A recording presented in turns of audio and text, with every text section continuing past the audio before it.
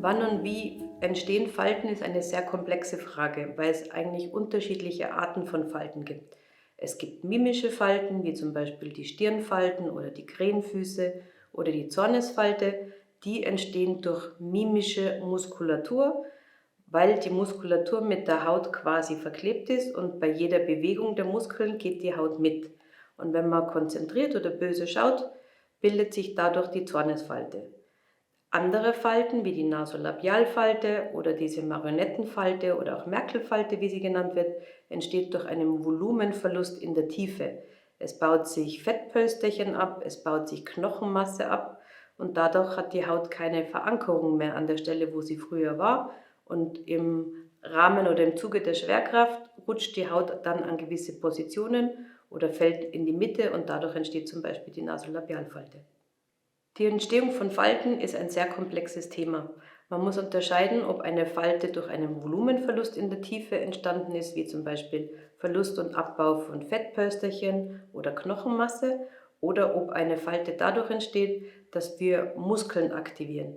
Die Muskeln sind im Gesicht mit der Haut verklebt, wie zum Beispiel im Stirnbereich oder bei den Krähenfüßen, und wann immer sich der Muskel zusammenzieht, zieht sich die Haut auch mit zusammen und deswegen entstehen die Stirnfalten, die Zornesfalten und die Krähenfüße. Bei den Behandlungstechniken zur Faltenreduzierung muss man jetzt mal unterscheiden, warum entsteht überhaupt eine Falte. Habe ich eine Falte, die aufgrund von einem Muskelzug oder mimischer Aktivität entstehen? Das ist dann die Domäne von einem Botulinumtoxin. Habe ich eine Falte, die aufgrund eines Volumenverlustes oder eines Knochenverlustes in der Tiefe entsteht, brauche ich ein Füllmaterial, wie zum Beispiel einen Filler. Botulinumtoxin verwenden wir dann, wenn wir wissen, dass eine Falte durch eine mimische Aktivität oder eine Muskulatur im Gesicht entstanden ist, wie die Zornesfalte, die Krähenfüße oder die Stirnfalte. Mit Hyaluronsäure-Fillern behandle ich Falten, die durch Volumenverlust in der Tiefe entstanden sind, wie zum Beispiel die Falte zwischen der Nase bis runter zum Kinn, die Marionettenfalten, oder wenn das Gesicht eingefallener wirkt und dadurch Falten entstehen.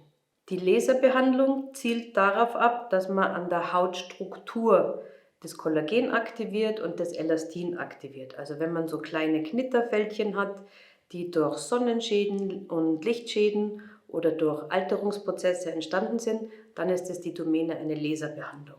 Aber der Laser behandelt immer nur oberflächliche Fältchen. Entstehen die Falten jetzt durch Muskulaturaktivierung oder durch Volumenverluste, dann braucht man andere Wege, um die Falte zu beheben. Eine Kombination von Botulinumtoxin und Hyaluronsäurefiller ist definitiv sinnvoll, weil wir einerseits die mimische Aktivität hemmen, und zwar mit dem Botulinumtoxin, und dadurch können wir die Falten an der Stirn, die Zornesfalte und die Krähenfüße behandeln, aber Falten, die durch Volumenverluste entstanden sind, wie eben diese Nasolabialfalte und Marionettenfalte, da braucht man wieder ein Füllmaterial, um die Haut zu verankern, wo sie mal früher war.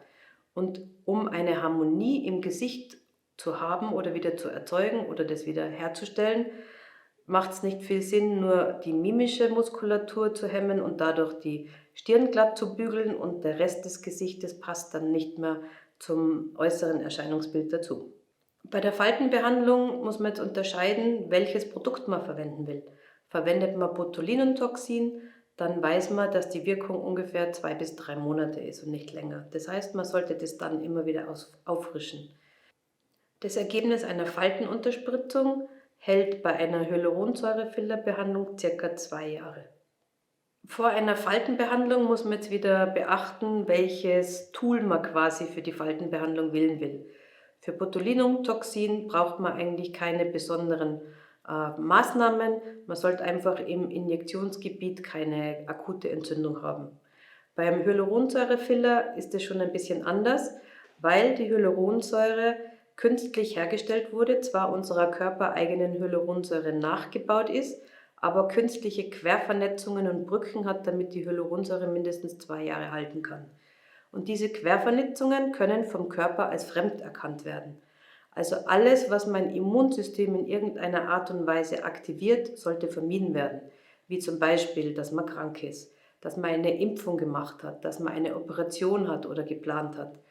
Und man sollte keine Dentalhygiene 2 Wochen vorher und 2 Wochen nachher machen, da durch das Abschaben von dem Zahnbelag viele Bakterien im Mund sind und das Immunsystem diese Bakterien als fremd erkennt und dann aktiviert ist. Und wenn Sie dann diese Quervernetzungen als fremd erkennen, dann fängt das Immunsystem an, wie eine Hülle um den Filler herumzubauen. Das nennen wir Granulom in der Fachsprache. Und dann kommt es zur Knotenbildung und das kann man mit diesen Vorsichtsmaßnahmen vermeiden. Wie kann ich am besten Falten vorbeugen? Das ist auch eine komplexe Frage, weil Falten, wie man schon weiß wahrscheinlich, sich in verschiedenen Schichten bilden können. Es können Knitterfältchen auf der Hautoberfläche sein, die könnte man vermeiden, indem man früh anfängt, Sonnencreme zu nehmen und Sonnenlicht und Tageslicht vermeidet. Die Falten, die entstehen durch Volumenverluste in der Tiefe, wie durch Fettabbau oder Knochenabbau, da kann man eigentlich gar nicht viel machen, weil das ein normaler Alterungsprozess ist, oder die entstehen, wenn man krank ist, dann verliert man ja immer als erstes das Volumen im Gesicht.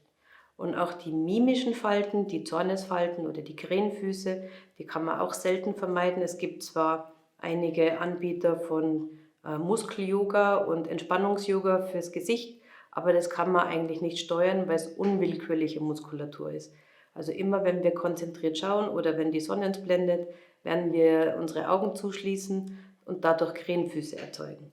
Also im Prinzip das Einzige, was man wirklich machen könnte, ist Sonnencreme regelmäßig bzw. täglich anzuwenden. Immer wenn die Sonne aufgeht, haben wir UV-Belastung. Wir haben UVA und UVB. Das ist natürlich tageszeitlich Schwankungen unterlegen, sowie auch jahreszeitlich. Aber es ist immer vorhanden. Und das UVA kann sogar durch Fenster und Windschutzscheibe gehen. Das heißt, man ist weder im Büro noch zu Hause vor einer UV-Exposition geschützt, auch wenn man viel vom Computer arbeitet. Da wird blaues Licht emittiert, was Hautschäden macht. Und deswegen sollte eigentlich jeder von uns zu jeder Jahreszeit eine Sonnencreme verwenden, und das zwar täglich. Immer in der Früh, nach dem Reinigen vom Gesicht, als letzte Schicht. Bei Frauen jetzt zum Beispiel, wenn sie davor noch irgendwelche Befeuchtungscremen verwenden wollen, kommt es immer als letzte Schicht auf die Haut appliziert.